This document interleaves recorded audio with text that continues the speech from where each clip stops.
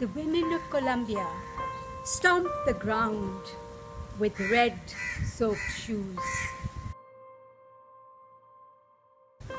mask their breasts in red stained scarves. They reach to the sky, seeking comfort from the porous moon and power from the gentle hope of sky.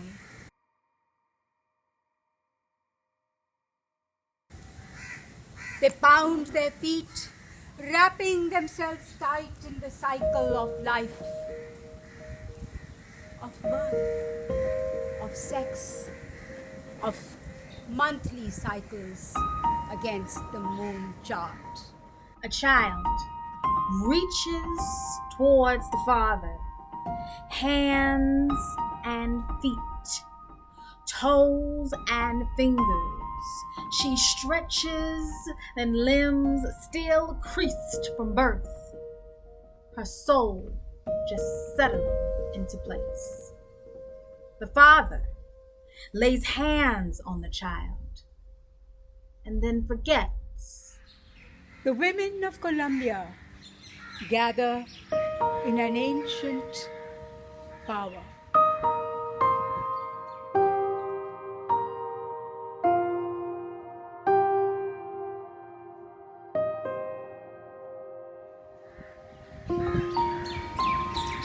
Round, soft curves and flowing hair, their red soaked shoes, their red stained scarves. They pound and pound, insistent, pure, stronger than the cruelty of any echo or the bruising colors left behind to fade in memory. Blue, green, gray, magenta, violet. She told her mother to give all her organs, all, to someone in need, to beg them. Beg the man who raped her, tortured her, starved her. The men who beat her and misused her. The men who imprisoned her, who condemned her.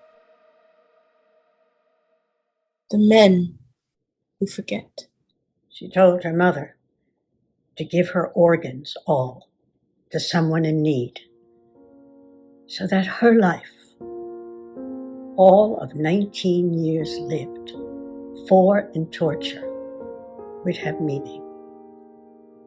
Because God on this planet is also in prison. She saw him there behind the bars. The view of her whisked him deeper into imprisonment. The passing guards, immune to his slow, painful decay. Their shoes sounding the floor in voice of hollow power.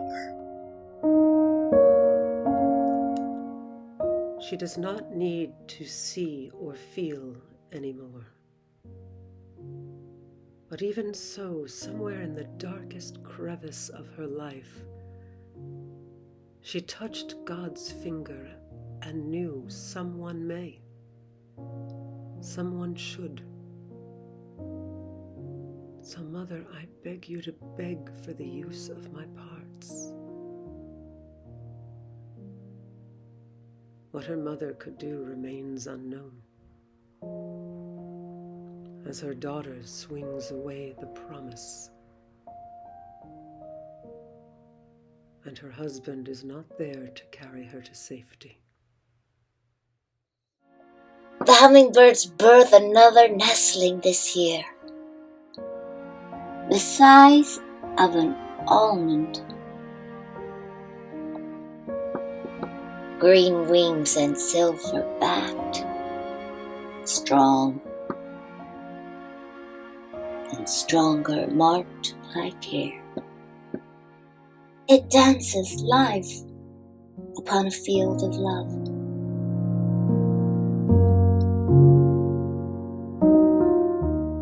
Wings bat, pulses in the freshness of the air. Vibrant,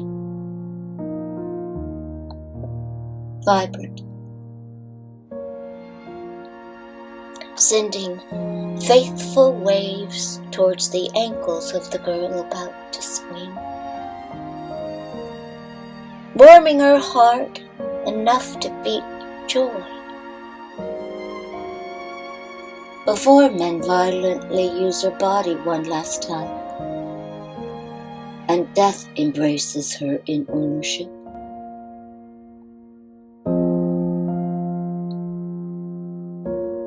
The men with frozen hearts smile. She smiles from remembrance of the promise of her birth.